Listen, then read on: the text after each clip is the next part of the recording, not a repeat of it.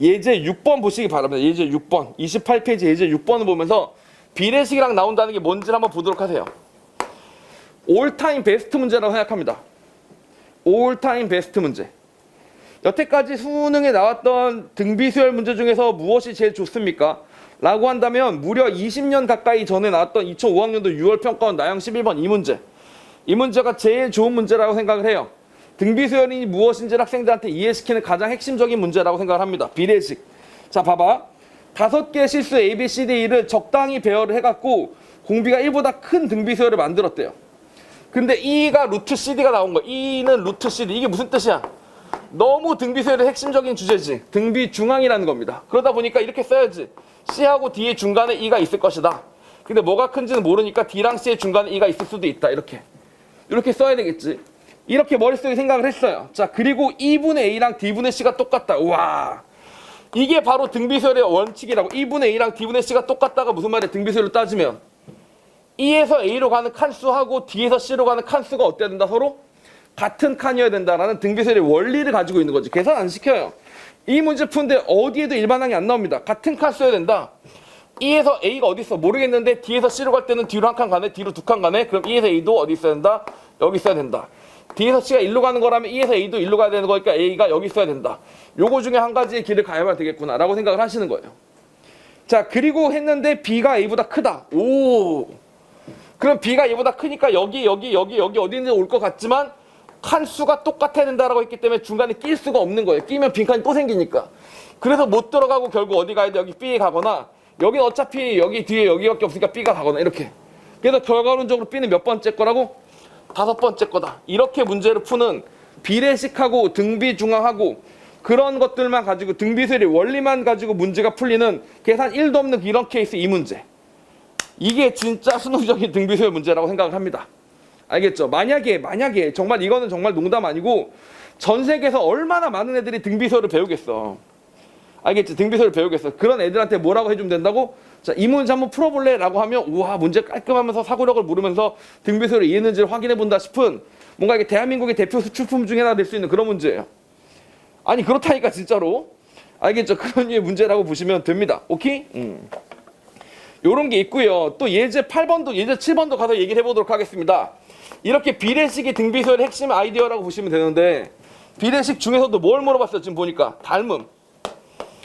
비례식이 가장 많이 나오는 게 도형의 닮음이에요. 도형의 닮으면 이것 때 이건 저것 때 저거 다 나오니까 반복적인 도형에서 닮음을 찾은 다음에 그걸 바탕으로 비례식을 풀어서 그것이 등비수열의 공비가 되는 형태의 문제가 있죠. 그리고 특히 미적분 선택한 친구들은 어떻게 해 이거를? 지금 우리가 S10, 뭐 A20 이렇게 앞에서부터 몇 번째까지만 합을 구하고 있지만 미적분 선택한 친구들은 이걸 몇 개까지? 무한개까지. 알겠죠? 무한개까지 쭉 하고 펼치면서 그거의 값을 구하시오라는 문제를 푸시게 됩니다. 그리고 필수 주제예요. 사실은 이 두 문제가 한 세트야. 뭔 말인지 아시겠죠? 미적분이 기하나 확통에 비해서 공부할 양이 많지만 상대적인 메리트를 갖는 것 중에 뭐가 있냐면 수원 수투와의 연계성이 좀 크다. 이런 게 있거든. 확통은 수원 수투랑 연계성이 있어 없어? 1도 없어요. 1도 없어요. 그 다음에 기하는 수원의 삼각함수랑 조금 있습니다.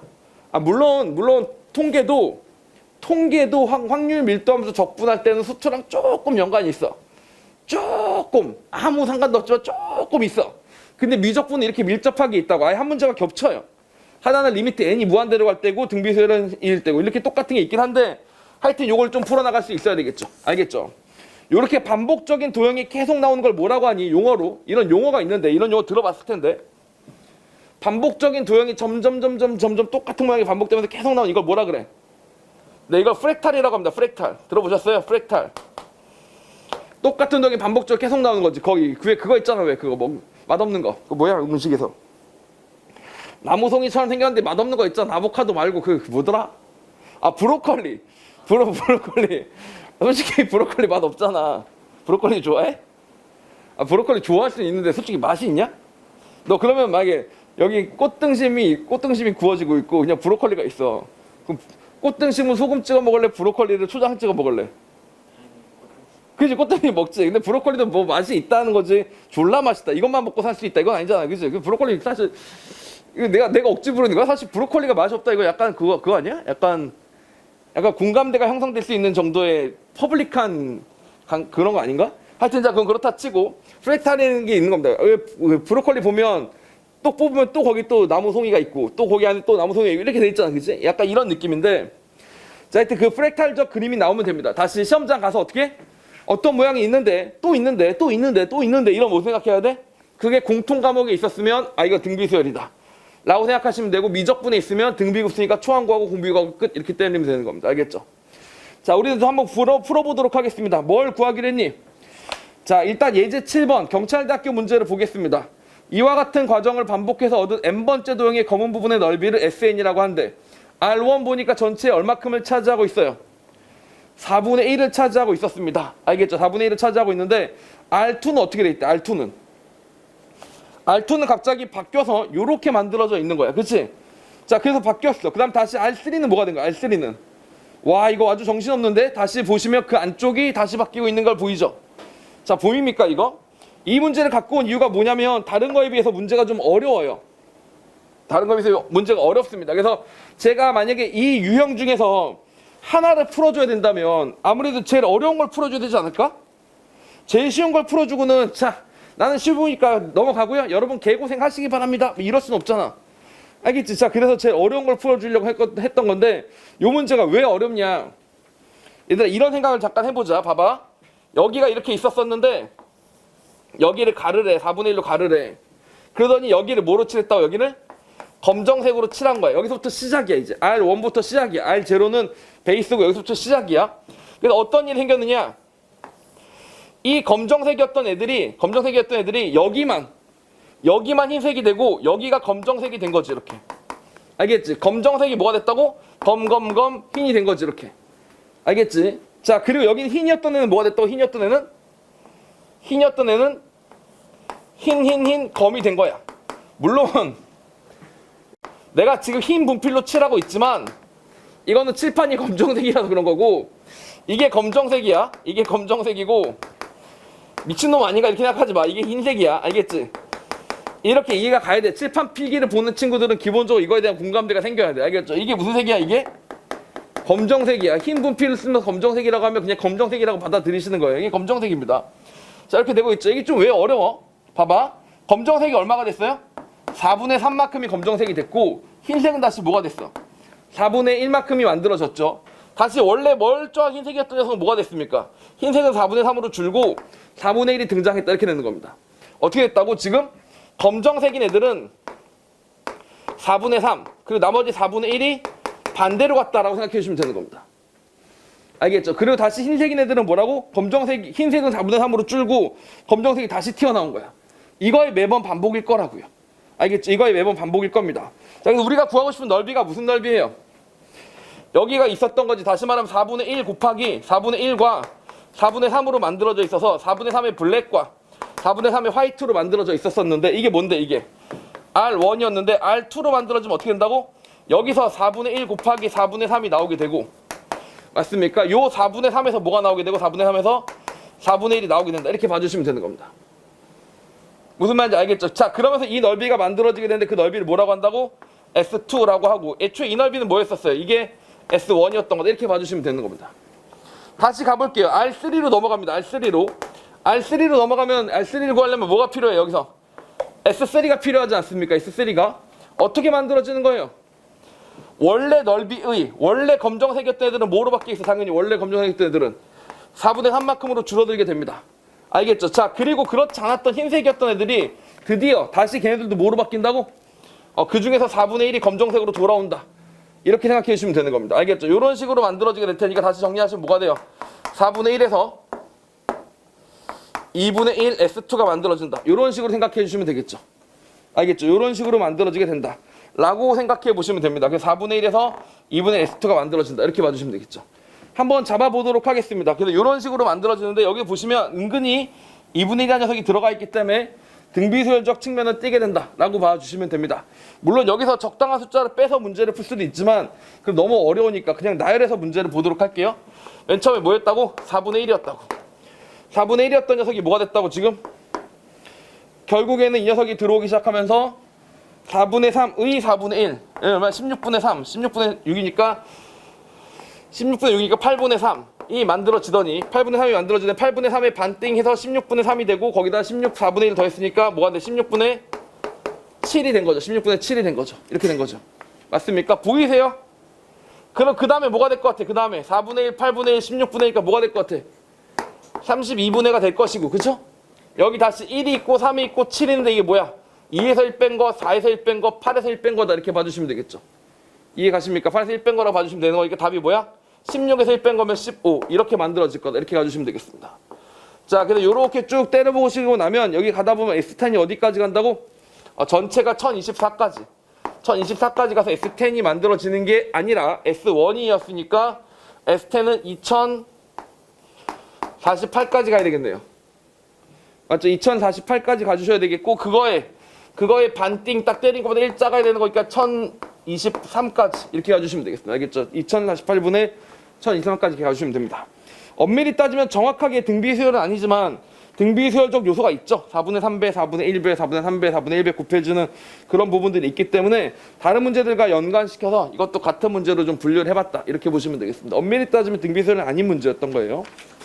뒤 문제들은 좀 더 깔끔한 등비수열 문제들이니까 그렇게 한번 확인해 보시다 보면 반복되는 도형은 등비수열로 이어지는구나 라는 점 정도는 확인하실 수가 있을 겁니다. 이해 가시죠? 이런 케이스보다 좀 더 적나라하게 등비수열을 이루는 케이스에 대해서 얘기를 해보도록 하겠습니다. 이제 8번입니다. 이제 8번. 자, 그림같이 한 변의 길이가 4인 정삼각형 ABC가 있어요. 그리고 한 변의 길이가 R인 정삼각형 DFE가 있습니다. 자, 그리고 뭘 구하기로 했냐면 EG하고 GH가 길이가 똑같아지도록 H를 잡는다. 이렇게 나와 있고요. GEC부터 시작해서 AGH, 그 다음에 DEF까지 점점점 커지는 동안 공비가 R인 등배수를 이룬다. 이렇게 나와 있습니다. 자, 이게 무슨 말인가 봅시다. 일단 여기서 되게 심플하게 문제가 풀리고 끝나버려요. 잘 보세요. 요 넓이가 있고 여기다 R배를 때리면 이 삼각형의 넓이가 나온다 그랬고 다시 걷다 R배를 때리면 이 삼각형의 넓이가 나온다 그랬는데 이 한 변의 길이가 R이야. 그럼 끝난 거 보이세요? 자, 이게 R이야. 근데 이거는 이 삼각형에 비해서 이 삼각형의 넓이는 몇 배야? R배에다 R배니까 R 제곱배가 돼야 되는 거지. 그럼 한 변의 길이가 얼마였겠어? 당연히 1이었겠죠. 그래서 바로 1이라고 찾아주시면 되는 겁니다. 그리고 여기는 당연히 똑같이 1이라고 길이 똑같다고 됐으니까 1이라고 된 거고 제가 그랬죠. 이건 물론 평가 문제는 아니지만 삼각형이 2개 이상 공유가 되면 평가 문제 항상 어떻게 된다고? 밑변과 높이 중 하나를 공유한다. 근데 보니까 지금 밑변이 어때? 서로 같죠? 그럼 높이만 따지면 되겠지. 그럼 요거랑 요거의 비율만 따지면 되는데 여기가 1일 때 몇 배라고? 넓이가 딱 R배 돼야 되는 거니까 이 길이가 R이겠구나. 이렇게 생각하시면 된단 말이에요. 그런데 여기가 뭐예요? 여기가 이미 4라고 나와 있어. 그럼 R은 3이네? 이러면서 그냥 문제가 끝나게 되는 겁니다. 아시겠죠? 분명히 약간 닮음의적 느낌이 남아 있고요. 왜냐하면 요 삼각형과 요 삼각형은 닮은 의미니까. 닮음과 비례식이 섞여서 등비수열과 결합되는 문제인데 등비수열을 이룰 때는 보통 요럴 때를 얘기해 준다라고 보시면 됩니다. 그래서 이러이러한 수열이 등비수열을 이룰 때라고 만들어진 문제들도 역시 모든 4점짜리 여러분이 풀어볼 만한 문제들을 사실 이건 모두는 아니에요. 왜냐하면 등비수열 문제 너무 많아서 모든 등비수열 문제 집어넣었잖아? 그럼 등비수열만 계속 풀게 돼요. 알겠죠? 그래가지고 적당한 수준에서 종류별로도 대표적인 것들만 골라서 빼긴 뺐는데 비례식이 나오는 것들, 같은 모양이 반복되는 것들 그 다음에 현으로 모양이 만들어지는 것들을 줄줄이 이어놨으니까 그 정도라면 충분히 파악하실 수 있지 않을까라고 생각을 합니다. 알겠죠? 그래서 그렇게 한번 확인해 보도록 등비수열 유제들을 여러분 걸로 넘겨놓도록 하겠습니다. 알겠죠? 그래서 쭉 가보시면 되고 우리가 하나 더 풀어봤으면 하는 문제 중에 한 가지는 뭐냐면 유제 25번이나 26번처럼 정수론이랑 결합되는 문제들도 한번 보도록 하겠습니다. 유제 25번입니다.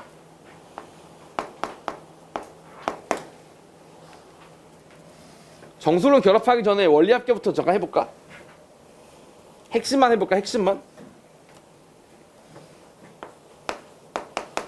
원리합계라고 따로 이론을 공부하는 게 아니라 원리합계 핵심만 해보죠. 핵심만. 원리합계 평가 문제들을 풀어보면 2개 정도가 발견이 돼요. 첫 번째로는 뭐가 되냐면 돈이 점점 부풀어 오른다라는 측면을 학생이 이해하고 있는가를 묻고자 하지 절대 계산시키겠다 이런 마음이 없다. 원리를 묻고 있다. 이런 게 하나 있고 두 번째는 뭐가 있냐면 그냥 기본적인 더하기 빼기도 묻는다. 이런 것도 있습니다. 돈의 플러스 마이너스를 묻는 거지. 생각보다 학생들이 돈의 플러스 마이너스 겁나게 못해요. 이런 거 알아? 저는 그 카이스트 다닐 때 수학과 다닐 때 그 왜 과별로 좋아하는 취미들이 보통 비슷하단 말이야. 그 전공을 고르는 애들은 그런 게 있겠지. 예를 들면 화공학과 애들이 화학과나 화공학과 애들이 요리를 상대적으로 잘해요. 그렇지 않겠어? 생각을 해봐. 항상 뭐 이거 집어넣고 저거 집어넣고 하는 건데 물론 그게 그거랑 연결이 안 될 수도 있지만 상대적으로 말하는 거예요. 상대적으로. 카이스트의 수학과 애들이 요리를 했다. 먹고 싶어 딱 느낌상. 내가 카이스트 수학과긴 한데 내가 요리를 했다. 별로 먹고 싶지가 않단 말이야. 일반적으로 생각했을 때 뭔가 지저분할 것 같고 첫 번째 아무렇게나 넣을 것 같고 그 다음에 뭔가 이렇게 예를 들면 약간 넣어라. 그럼 약간 넣는다는 거에 개념이 엄밀하지 않으니까 대충 팍 넣을 것 같고 약간 이런 느낌이 있어서 요리가 맛이 없어요. 근데 화공학과 애들이 하면 뭔가 이렇게 좀 정갈한 이런 느낌이 들어요. 그리고 걔네들이 맨날 그 화학기구, 실험기구들 다 씻어야 된단 말이에요. 깨끗하게. 알겠죠? 그래서 설거지도 잘하고 알겠죠? 그런 부분이 있습니다. 아, 진짜 그런 게 있어. 하여튼 걔네들이 요리를 잘합니다. 그럼 거꾸로 수학한 애들은 뭘 잘하냐? 보통 대학생 치고 수학과 전공 애들이 뭘 잘하냐면 도박을 잘해요. 포커를 잘합니다. 진짜로 도박을 잘해요. 그 학교 다닐 때 학교에서 그런 거 하잖아. 그 뭐야 축제 같은 거 하잖아. 축제 같은 거 했을 때 서울과 축제 때 내가 기억나는 것 중에 하나가 뭐냐면 화학과 애들이 도금된 동전을 팔았어. 원래 그런 불법인 걸로 알고 있어. 내가 알기로. 왜냐면 그 재물을 건드린 거니까 화폐는 이제 나라 거란 말이야. 동원의 가치는 자기 거지만 화폐 자체는 나라 거란 말이야. 그러니까 그거를 상하게 만들면 안 되는데 하여튼 500원짜리 동전을 주면 거기다 도금을 시켜주는 거야. 알겠지? 그리고 뭐 5,000원에 판다든지 뭐 이런 식으로 했었던 것 같아. 그래서 이제 그런 축제 상품을 팔았는데 뭐 그건 그렇다 쳐요. 수학과는 할 게 없잖아. 수학과는 뭘 하겠어, 수학과는. 그래가지고 그때 복권을 팔았어요. 알겠죠? 복권을 팔아 나눠주고 막 그렇게 했었습니다. 그리고 재밌는 거 많이 있었는데 그때 또 뭐가 있었냐면은 전산학과 애들은 그냥 가상의 지도를 주고요. 가상현실을 만든 거지. 그래서 이제 그 지도에 딱 뭐 로그인하면 어디에 윙 하고 타임어플 딱 떨어져. 여기 어디인지 모르겠어. 근데 가장 뭐 지도에 어디에 그 지도를 나한테 주고 어디에 점이 찍혀 있어. 거기 점이 찍혀서 저요 이렇게 하면 거기가 맞으면 상품을 주는 뭐 이런 것도 있었어. 그래가지고 하여튼 뭐 그걸 들어가서 뭐 가상현실 찾아서 지도를 보고 그 가상현실에서 정해진 지점을 찾아가는 그런 연습도 있었는데 그래픽이 좀 조악하긴 했죠. 그리고 물리학과 애들은 뭘 했냐면 이 물리학과 그나마 제일 재미있었을 수 있겠습니다. 레이저로 쏴요. 레이저를 쏴놓고 분무기를 줍니다. 분무기를 칙칙칙칙 하면 이게 이렇게 되면 여기 무지개 생길 거 아니야. 레이저 쏘고 있으니까. 그 무지개를 보고 이렇게 잘 피해 나가는 겁니다. 잘 피해서 정해진 점에서 배를 치면 이제 선물을 주는 그런 거였는데 당연히 뭐 지나가다 보면 삐 걸리면 이제 바로 배 소리 나니까 떨어지고 뭐 이런 거 했었던 기억이 나요. 하여튼 수학한 애들은 복권을 할 정도로 도박을 좋아해요. 그래서 실제로 카이스트 수학과 과방에 가면 애들이 그렇게 포커를 치고 있어요. 저는 진짜 포커를 잘 못 칩니다. 왜냐하면 포커를 왜 못 치냐? 얼굴에 다 티가 나. 긴장했습니다. 지금 좋은 패가 나왔어. 씨발, 나 이 기회가 왔다. 이러면서 이제 비장한 마음이 올라온 다음에 돈을 올인을 하지 않고 안 할 것처럼 이렇게 탁 던져요. 근데 이미 애들이 느낌이 챘어. 저 새끼 좋은 거 들어왔다. 이렇게 돼. 그래서 다 죽어요. 그럼 이제 화가 나잖아. 화가 나면 얼굴이 벌겋게 되게 느껴져요. 알겠죠? 그러다 보니까 저는 포커를 못 쳐요. 그래서 포커를 못 치고 보통 읽는데 친구들이 포커 치면 카이스트 수학과에서 포커 치면 몇 시까지 칠 것 같아요? 보통 새벽? 수업 끝나고 한 7, 8시쯤 저녁 먹다가 모여가지고 포커를 치기 시작했다. 면 보통 뭐 2, 3시, 3, 4시 이렇게 치는 게 아니고요. 8시까지 칩니다. 아침 8시까지. 다시 아침 8시까지. 왜냐 9시부터 수업이거든. 수업에 가려면 씻고 들어가야 될 거 아니야. 그러다 보니까 진짜 아침 8시까지 포커를 칩니다. 근데 얘들 아침 8시까지 저녁 먹고부터 아침 8시까지 새벽을 꼴딱 새서 공부하라 그러면 공부는 잘 안 되는데 꼴딱 새서 포커 쳐라 그러면 포커는 나도 치더라고. 그렇게 되면 어떻게 되냐면 애들이 정신이 혼미해져요. 포커 칠 때까지는 집중을 했지만 그 포커가 다 끝나고 나면 정신이 혼미해집니다. 그럼 그런 애들한테 어떻게 하면 되는 줄 알아? 예를 들면 이런 거지. 내가 얘한테 5만 원을 줄 게 있다고 쳐. 5만 원 줄 게 있어. 얘는 얘한테 3만 원 줄 게 있어. 그럼 어떻게 하면 돼? 내가 얘한테 3만 원을 주고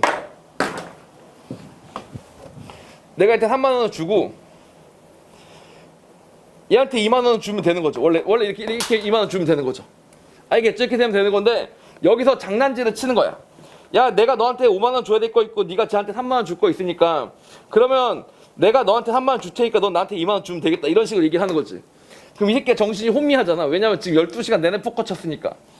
다 끝난 다음에 그게 제일 큰 판인 거지. 그러니까 그래? 알았어. 하면서 2만 원 줍니다. 그 2만 원 받아가지고 얘한테 3만 원 마저 주면서 나는 만 원밖에 안 잃었잖아. 원래 5만 원 잃었었는데 이러면서 이제 망고땡이 되는 거지. 이게 만약에 반대 상황이었다 쳐봐봐. 너는 3만 원 내놔라. 그럼 내가 얘한테 2만 원 줄게. 이렇게 해버리면 뭐 나는 뭐야 5만 원 잃었었는데 만 원 딴 게 되는 거지. 그리고 얘는 이상하다 이렇게 돈이 없지 뭐 이러면서 가겠죠. 뭔 말인지 아시겠지? 근데 이런 게 돼요. 아니 수학을 그렇게 잘한다는 카이스트 수학과들도 이게 돼. 맨 마지막에 더하기 빼기가 안 돼. 그리고 그거를 평가원이 알아. 학생들이 은근히 돈에 대해서 더하기 빼기 안 된다는 사실을. 그래가지고 그걸 문제로 내기도 합니다. 그리고 실제로 일반인들도 그게 잘 안 돼요. 진짜 사람들이 더하기 빼기 생각보다 약해요. 이제 예를 결정적으로 들어드릴게요. 요거 하나 해봅시다. 오케이? 봐봐. 자, 이렇게 해봅시다. 호텔 이야기를 해보죠. 호텔. 자, 호텔에 방이 하나 있었는데 그게 30만 원짜리 방이었어요. 하루 빌리는데 30만 원이 들어가는 방이야. 남자 3명이 와가지고 그 방을 빌려달라 그랬어요. 10만 원씩 내세요. 10만 원씩 내서 3명이 딱 들어갔어요. 이게 3명이 숙박을 하기로 했어요. 자, 근데 나중에 그 사람을 넣어놓고 보니까 호텔 주인이 왔는데 호텔 벨보이한테 야, 방 나간 거 있냐? 그랬더니 아, 예, 방 하나 나가 30만 원 받아놨습니다. 아, 그래? 야야야, 그 방 지금 25만 원 할인 이벤트 하는 방이잖아. 그거 30만 원 드리면 어떻게 25만 원만 받았어야지. 아, 까먹었습니다. 아, 그럼 얼른 가서 5만 원 돌려드리고 와. 이러면서 이제 5만 원을 주고 벨보이한테 올라가서 돌려주라고 한 거야. 알겠죠? 그래서 벨보이가 딱 이제 엘리베이터 타고 올라가는 생각해보니까 아니 손님들이 어차피 10만원씩 냈잖아. 별로 불만이 없잖아. 그리고 5만 원 줬다 하면 되는 거잖아. 그래서 이가 그것도 또 5만 원이 또 나눠 떨어지지도 않아요. 그래가지고 2만 원은 지가 챙기고 3만 원이 남았잖아. 그 3만 원으로 만 원씩만 줍니다. 어차피 사람들 모르니까. 알겠지? 그래서 줘갖고 이제 3명 만 원이니까 만 원씩 받아서 9만원씩 받고 끝난 거야. 이해 갑니까? 자, 그럼 여기서 이제 문제가 생기는 거예요. 결국 호텔비는 얼마였냐면 27만 원이었죠. 왜냐면 30만 원씩 냈는데 만 원씩 돌려받은 거니까. 그 남자들이 낸 호텔비는 총 27만 원이었죠. 그다음에 호텔 벨보이는 얼마를 가져갔어요? 2만 원을 가져갔었죠. 그럼 둘이 더하면 얼마야? 29만 원이지. 그럼 원래 호텔비가 30만 원이었으니까 얘랑 비교했을 때 만 원 어디 갔어요?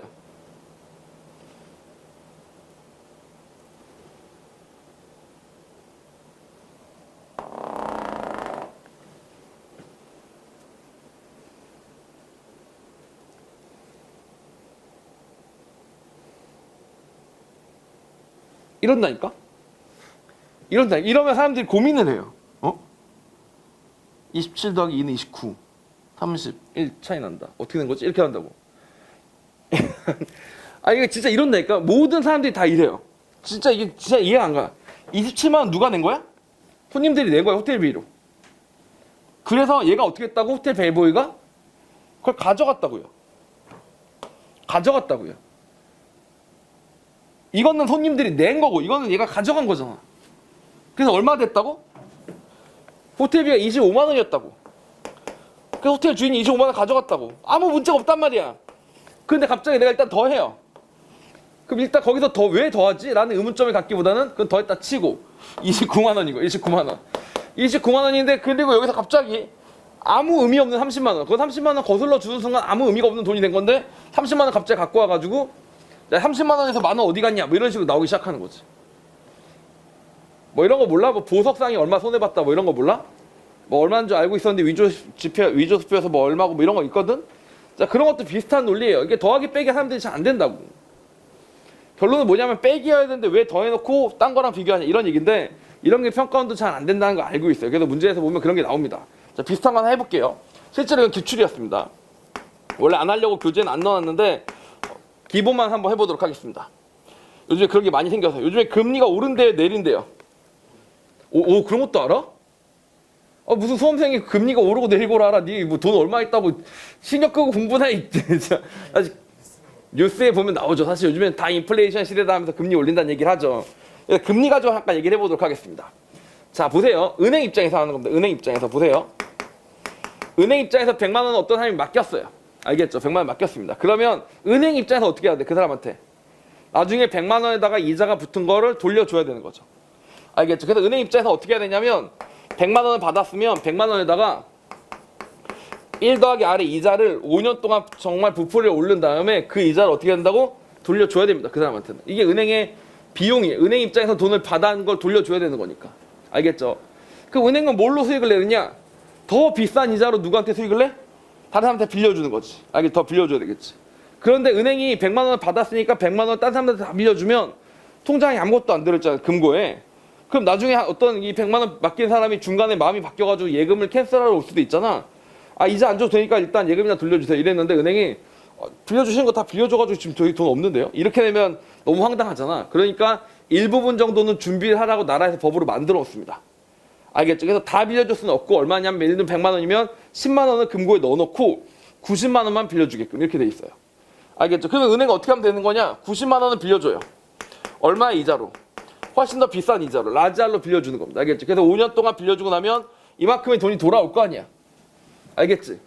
그래 은행은 이 차익으로 그러니까 이만큼을 빌려줘서 받은 돈이랑 실제로 예금으로 돌려줘야 되는 돈은 차익으로 얼마의 이익을 보고 싶냐면 20만 원의 이익을 보고 싶어 5년 동안. 알겠지? 자, 그래서 지금 뭘 결정할 거냐? 라지알과 스몰알을 결정할 거야. 스몰알이 예를 들어서 어떤 사람이 0.1%, 10% 이자를 빌려달라고 돈을 맡겼다면 도대체 얼마를 받아야지만 내가 20만 원의 수익을 얻을 수 있을 것이냐를 묻는 거지. 그리고 실제로 이건 계산할 필요가 없어요. 계산하라고 나온 게 아니라 식만 찾으면 됩니다. 그 당시 나왔던 원리합계 문제는 이거였어요. 객관식 5개씩이 있었는데 여기가 20이냐 10이냐였었습니다. 여기가 20이에요 10이에요. 이게 끝이야. 이게 원리합계의 끝이라고. 이러니까 계산이 하나도 안 복잡해. 그러므로 지나치게 복잡한 원리합계는 출제되지 않는다는 원칙과는 관계가 없는 거예요. 하나도 안 복잡하니까. 근데 이런 애매한 것들을 건드렸다가 괜히 말 나올까봐 안 하긴 하겠지만 근데 그걸 걱정해서 어차피 저 새끼 못해 이러면서 내가 안 공부해 이거는 아닌 것 같은 거지. 여기서 20이니 10이니 20만 원 이걸 얻고 싶어요.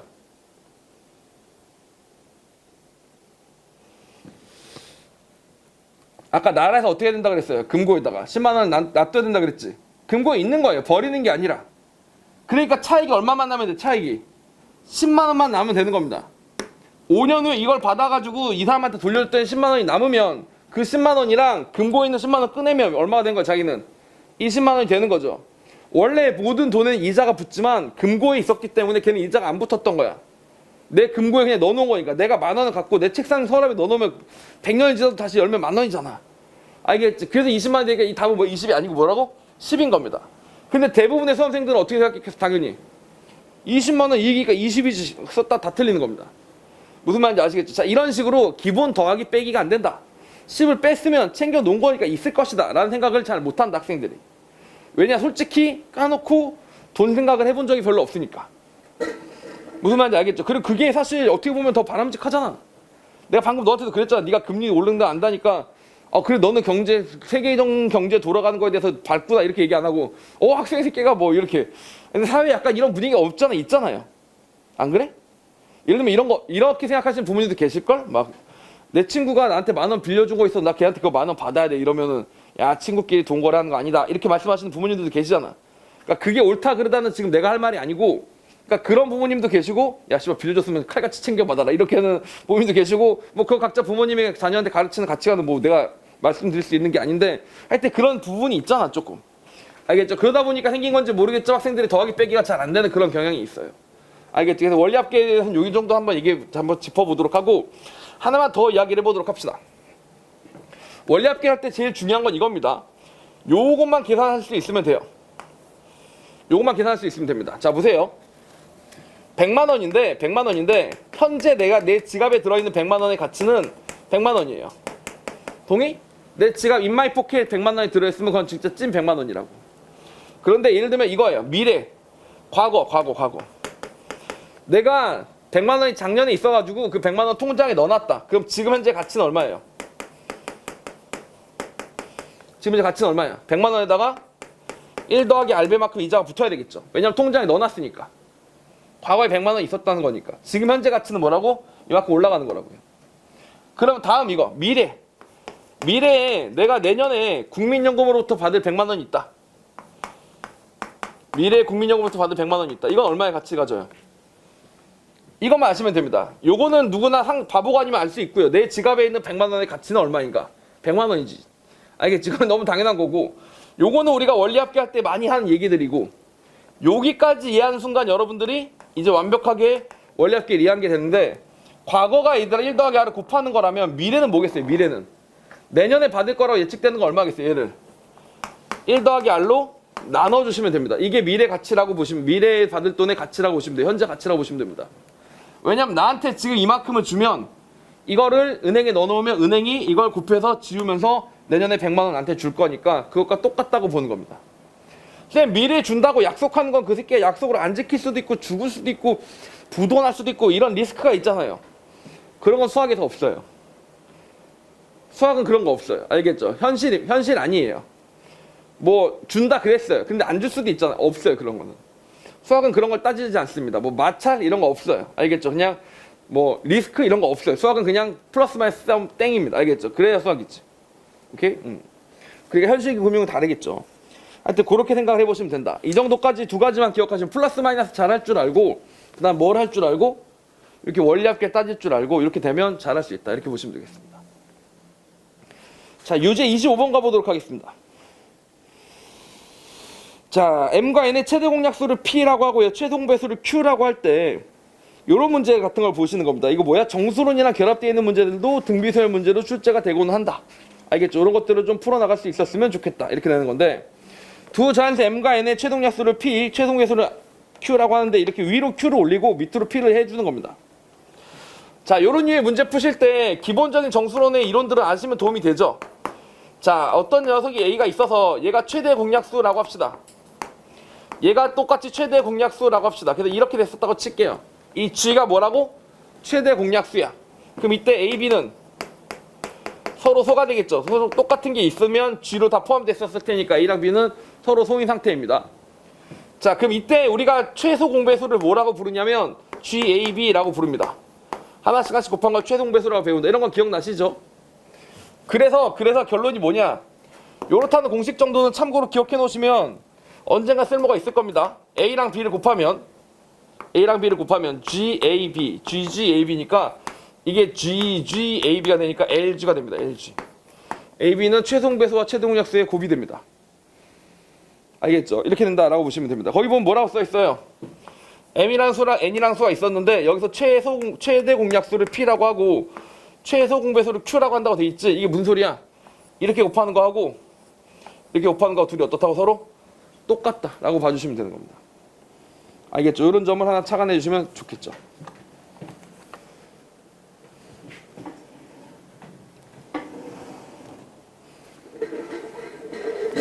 이해갑니까? 이렇게 된다고 보셔주시면 되겠습니다.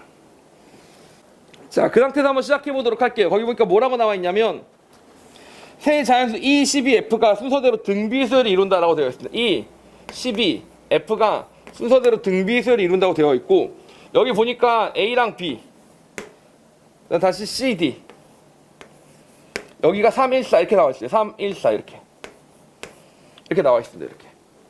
자, 그래서 재밌습니다. 이거 잘 아셔야 돼요. 보세요. 이게 무슨 말이라고? 얘네 둘 다 3의 배수라고요. 얘네 둘 다 1의 배수니까 공약수가 없는 거야. 서로 소인관계죠. 서로 소인관계. 얘네 둘 다 4의 배수여야 된다고요. 그러니까 얘는 무조건 3의 배수고 얘는 무조건 4의 배수인데 얘네 둘의 곱이 12니까 얘네 둘의 곱도 뭐가 돼야 돼? 무조건 12가 돼야 된다고요. 알겠죠? 여기 3의 배수고 4의 배수가 겹치는 게 없어. 그럼 최종 배수는 둘이 곱한 녀석이 만들어질 거 아니야. 3의 배수니까 당연히 이 녀석은 뭐라고? 무조건 3이다. 이 녀석은 무조건 뭐다? 4다. 이렇게 생각하실 수 있는 거라고요. 아시겠습니까? 일단 여기까지는 만들어지겠죠. 실제로 확인해 보시면 3과 1은 1이고 1과 4도 똑같이 1이라서 내려가면 1이다 이렇게 만들어져 있으니까 전혀 문제될 게 없다라고 봐주시면 되겠습니다. 자, 그리고 3이 됐어요. 여기 3이 됐어요. 여기도 A가 있었습니다. 여기도 4가 있었고요.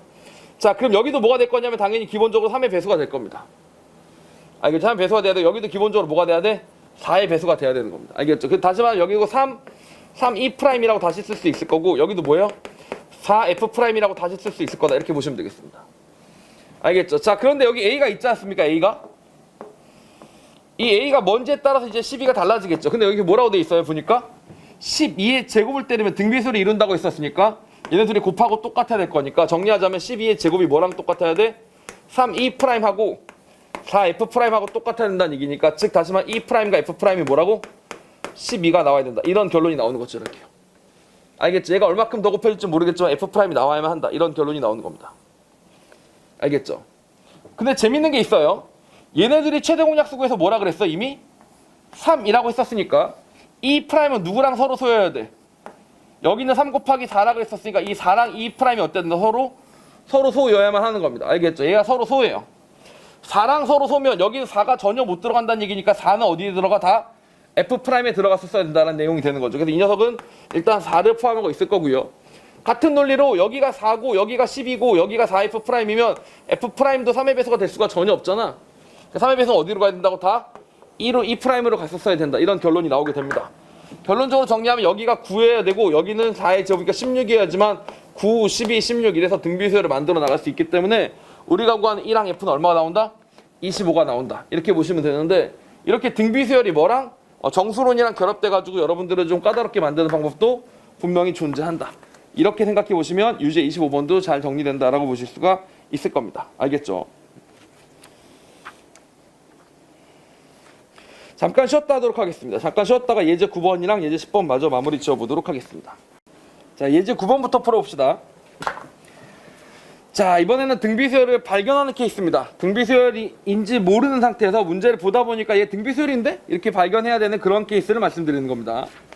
자, 좌표평면 위에 2점 1,-1이 있고요. 4,-2도 있다고 합니다. 자, 그런 녀석에 대해서 2대1로 내분한 점은 P3, 또 2대1로 내분한 점은 P4, 2대1로 내분한 점을 이거다. 이렇게 얘기를 했는데 자, 요거 접근하는 방법은 하나 알아놓으실 필요가 있을 것 같아요.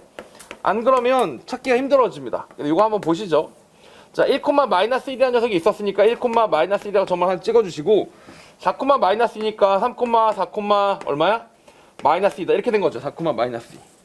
자, 그래서 여기를 P1이라고 얘기를 하고 여기를 P2라고 얘기를 한 다음에 연결해 보겠습니다. 이제부터 내분점을 시작할 거예요. 자, P1, P2를 2대1로 내분하는 점은 P3다. 이렇게 얘기를 했었으니까 2대1로 내분하는 점은 사실 마침 길이가 딱 3이라서 여기가 뭐예요? 여기가 P3다. 이렇게 생각하시면 되겠죠?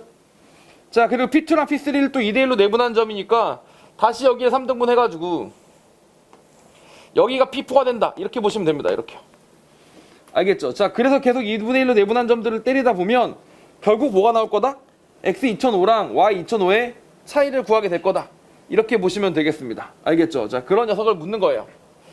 자, 일단 이 수업에서는 이 문제를 깔끔하게 풀기가 급선무가 아니고 여기서 등비수열을 여러분이 발견할 수 있었으면 좋겠다를 얘기하는 건데 이게 등비수열이 생각보다 조금 어렵게 느껴질 수 있습니다. 이런 등비수열이라고 보시면 돼요. 보세요. P1에서 P2로 갈 때 요렇게 가는 건 녀석입니다. 이렇게. P1에서 P2로 갈 때 요런 화살표로 요만큼 갔다고 칠게요. P2에서 P3로 갈 때 화살표가 얼마로 만들어져야 돼? 그러면 반대쪽으로 이렇게 가주셔야 된다. 이렇게 보시면 되겠습니다. 알겠죠? 3분의 1만큼 1로 가겠죠? 그리고 P3에서 P4로 갈 때는 다시 3분의 1만큼 1로 가는데 보시면 아시다시피 어떻게 된다고? 3분의 1씩 가는 게 어떻게 된다고? 점점 방향이 바뀌어요. 알겠죠? 길이가 3분의 1씩 주는 것도 주는 거지만 방향이 바뀐다고. 그렇게 해서 쭉쭉쭉쭉 왔다 갔다 한다라고 봐주시면 되는 겁니다. 알겠죠? 즉 다시 말하면 여기부터 여기까지가 한 칸이었다고 쳐? 그럼 3분의 1칸, 다시 9분의 1칸, 다시 27분의 1칸이 왔다리 갔다리 하는 거라고 봐주시면 되는 겁니다. 자, 그러면 결국 2005까지 가라는 얘기 무슨 말이에요? Pn의 좌표를 x 2005, 2005라고 하기로 했었으니까 2005까지 가겠다는 얘기는 지금 1부터 시작해서 어디까지? 2005까지 2004번을 이동해야 된다는 얘기지 않습니까? 2004번 이동하려면 P1에서 P2로 이동하는 걸 한 칸이라고 친다면 그 한 칸에서 그 녀석의 3분의 1만큼인데 방향이 바뀌니까 마이너스 3분의 1만큼. 맞죠? 결국 3분의 2만큼 간 거죠. 그다음 다시 그 녀석이 뭐라고? 마이너스 3분의 1이 몇 승? 2승만큼. 이런 식으로 계산해 주시는 거라고요. 그럼 얘가 기준이었으니까 얘가 뭐야? 얘가 P1에서 P2로 가는 그림이었었다. 이런 얘기니까 맨 마지막에 P2005까지 가기 위해서는 P2004에서 P2005로 가야 되는 그런 그림인 거 아닙니까? 그럼 여기가 0차였었으니까 0승, 마이너스 3분의 1이 0승이었으니까 여기는 마이너스 3분의 1이 뭐가 되겠어요? 마이너스 3분의 1에 2003승이 되면 되겠다. 이렇게 더해주시면 되겠죠. 이만큼 간다고 보시면 되겠습니다. 알겠죠? 그만큼을 왔다리 갔다리 했다고 봐주시면 되는 거예요. 이거를 일일이 풀기가 좀 쉽지 않을 수 있다. 이런 얘기죠. 알겠죠? 이런 식으로 관점을 가져보시길 바라고 그러면 초항이 1인데 초항은 내비두고 그럼 공비가 뭐야? 공비가 1에서 마이너스 3분의 1을 2003승을 때리고 알겠죠? 똑같이 공비가 마이너스 3분의 1만큼 이동된 칸 이만큼 칸이 이동됐을 것이다 라고 생각해 보시면 되겠습니다. 알겠죠? 이렇게 칸 생각했다 보시면 밑에가 얼마예요? 3분의 4로 나눠준 거니까 4분의 3으로 하나 위로 올려주시고 1 더하기 뭐야? 3의 2003승 분의 1이다. 이렇게 생각해 주시면 되겠습니다. 알겠죠? 요만큼 칸만큼 이동을 했겠구나라고 생각하시면 돼요. 사실 가면 갈수록 어디로 간다는 얘기하고 똑같니? 거의. 가면 갈수록 얘가 사라지면서 어떻게 되겠어? 4분의 3 정도 되지 않을까? 이렇게 생각하시면 되겠죠. 알겠죠? 그 점을 향해 갈 거다. 라고 보시면 됩니다. 자, 그래서 이렇게 칸을 구했다고 칩시다. 자, 그래서 만약에 칸을 정확하게 구해야 된다면 약간 이런 느낌일 겁니다. 만약에 나보고 P2005를 정확하게 구하라고 시켰다고 쳐. 원래 그럴 필요가 없지만 지금은 그냥 만약에 그런다고 치면 어떻게 하면 돼? 원래 값이 얼마였어요? 원래 값이 1이었습니다. 1. 여기 원래 값이 이게 얼마로 가는 거예요? 4로 가는 거지. 1로 가는 게 얼마큼 커지는 거라고? 3만큼 커지는 거였는데 요만큼을 이동을 해야 된단 말이야. 그럼 이렇게 쓰시면 돼요. 원래 1에다가 4분의 3에다가 1 더하기 3의 2003승. 말이 2003승이지 미쳤나? 2003승에다가 얼마큼? 그게 가는 게 기본이 3이니까 이만큼 칸을 가면 된다. 3만큼 가는 거를 이 칸 수만큼 가면 된다 라고 생각하시면 정확한 점의 좌표가 나온다고요. 그리고 y좌표도 구하시려면 원래 마이너스 1이었는데 거기다 얼마큼? 4분의 3에서 1 더하기 3의 2003승분의 1만큼을 그대로 가주시는데 얘가 얼마큼 빠지기로 했다고? 마이너스 1에서 어디로? 마이너스 1로 1만큼 빠지기로 했었으니까 역시 마이너스 1만큼 빠지게 된다 라고 생각해 주시면 되겠습니다. 이렇게 이게 P의 2005승으로 가는 녀석이다 이렇게 봐주시면 됩니다. 이해 가십니까? 요렇게요.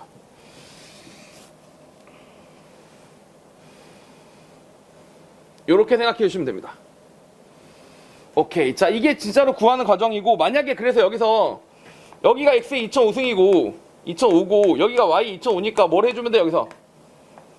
뭘 해주면 돼? 그 둘을 빼주시는 방법이 하나 있겠죠. 그쵸? 그래서 여기서 요렇게 요거를 한 칸으로 놓는다라는 아이디어 이걸 한 칸으로 놓는다는 아이디어를 놓고 이렇게 해서 따져나가는 방법이 있다는 거를 하나 소개시켜 드리려는 게 이 예제 9번의 목적이었다 라고 보시면 됩니다.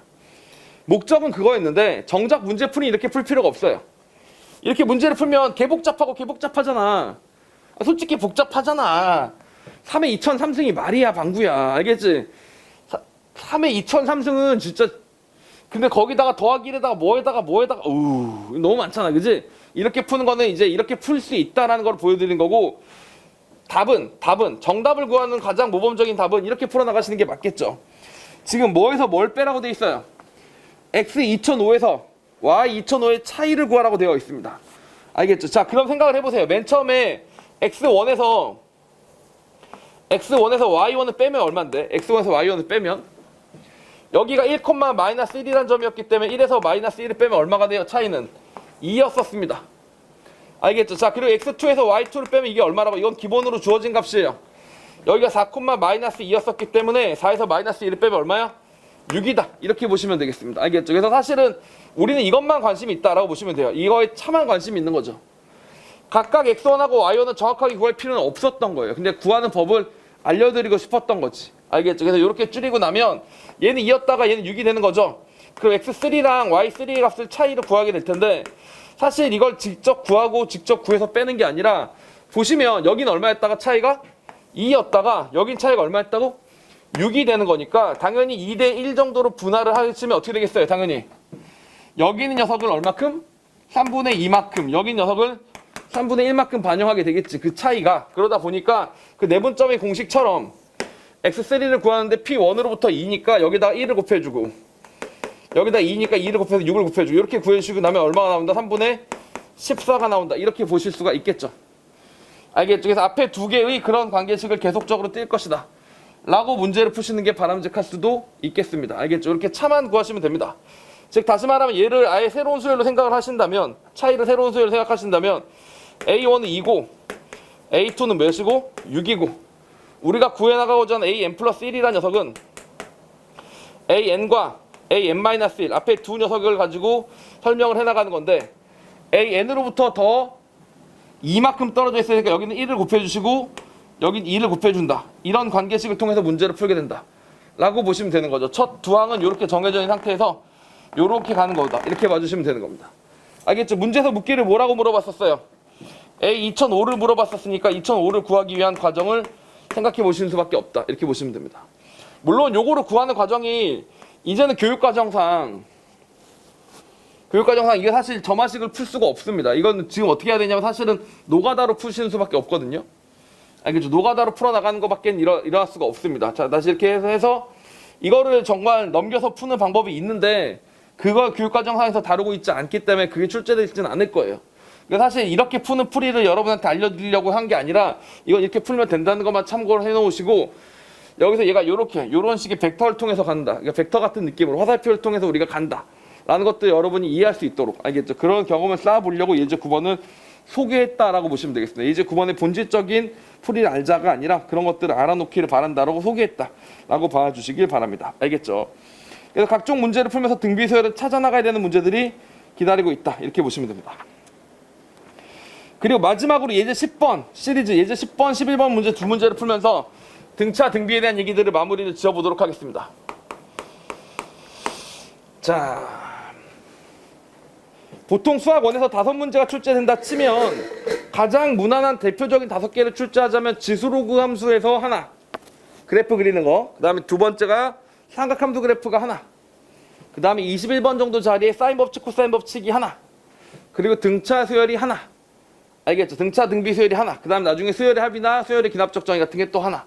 이렇게 되면 딱 5개 4점짜리가 딱 들어간 겁니다. 그럼 좀 빡세죠? 야, 그렇게 얘기하면 되게 무겁게 냈네. 15번이 뭐야? 귀납적 정의 하나 내고 저만식 말이에요.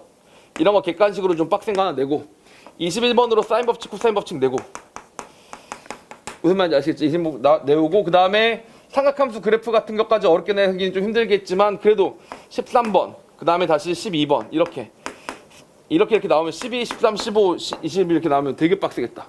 12번 정도까지는 좀 오버한 것 같고 10번 정도 이렇게 10번에 삼각함수 그래프 한 개 나오고 알겠지? 13번에서 지수로그 함수 그래프 나오고 이렇게 나오면 뭐가 빠졌니? 20번에 등차 등비가 빠졌네요. 이렇게 이런 케이스로 나오면 이게 뭐라고? 이게 보통 가장 무난한 그냥 수학원 5개인데 이거를 이제 어렵게 내버리면 되게 난이도가 올라가고 알겠죠? 이 두 개도 얼마든지 올릴 수 있고 뭐 순서는 좀 바뀔 수 있고 알겠죠? 이 정도가 5개라고 보시면 됩니다.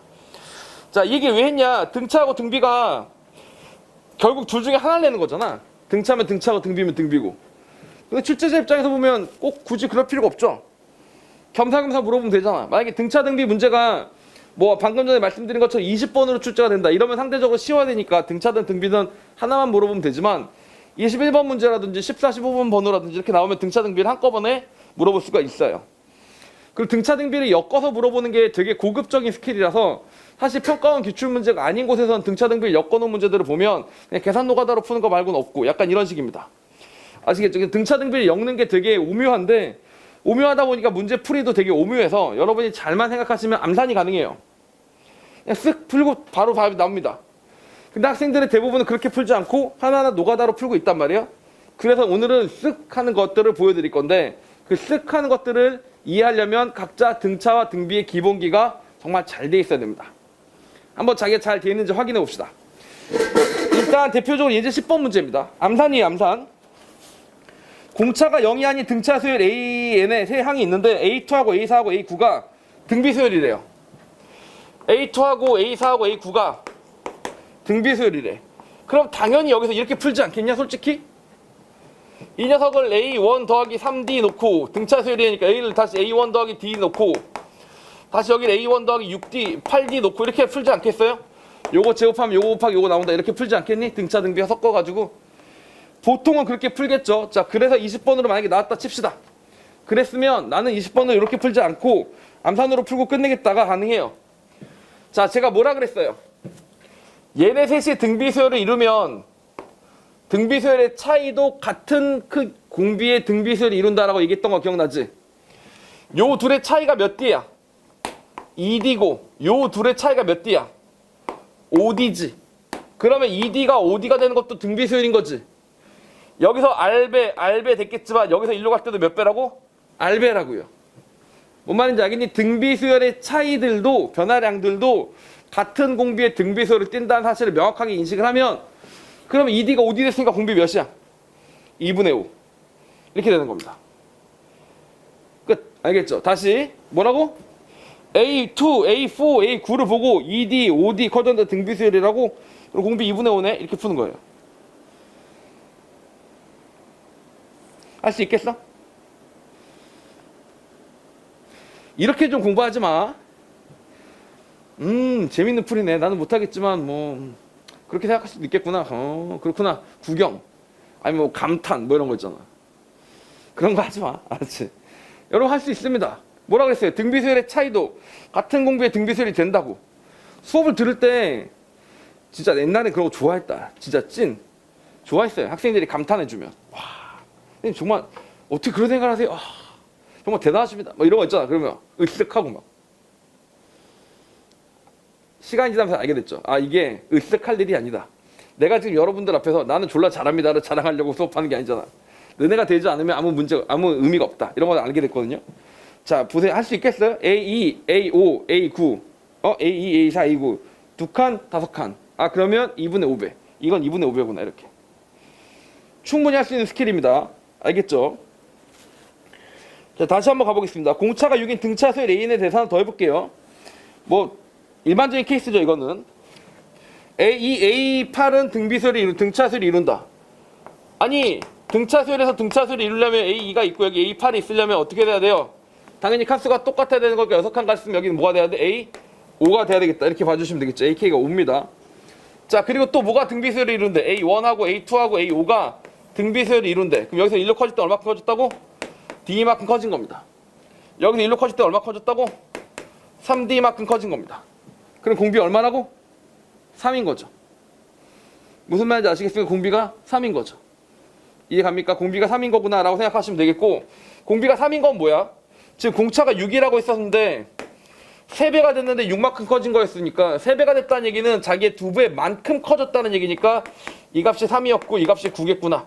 이렇게 생각하시게 되는 거죠. 그래서 A1은 3이고 공비를 구하라고는 안 했네요. K를 구하라고 했었으니까 K는 5다. 이렇게 풀어주시면 되겠습니다. 알겠죠? 이런 식으로. 여기 공비가 3이라는 것을 바로 캐치할 수 있으려면 이렇게 등비수열의 차도 같은 공비의 등비수열이다라는 사실을 알아놓으시면 여러모로 쓸모가 있다. 이렇게 보시면 되겠습니다. 알겠죠? 자, 그렇게 등차수열하고 등비수열을 섞어놓은 문제들은 이렇게 깔끔하진 않은 것도 있어요. 평가원이 아니라서. 그러나 섞어놓은 문제들도 실어놨으니까 한번 다시 풀어보시면서 여러분 걸로 만들어 나가시기를 바라겠습니다. 여기까지가 뭐예요? 등차수열과 등비수열이었었습니다. 오케이? 오케이.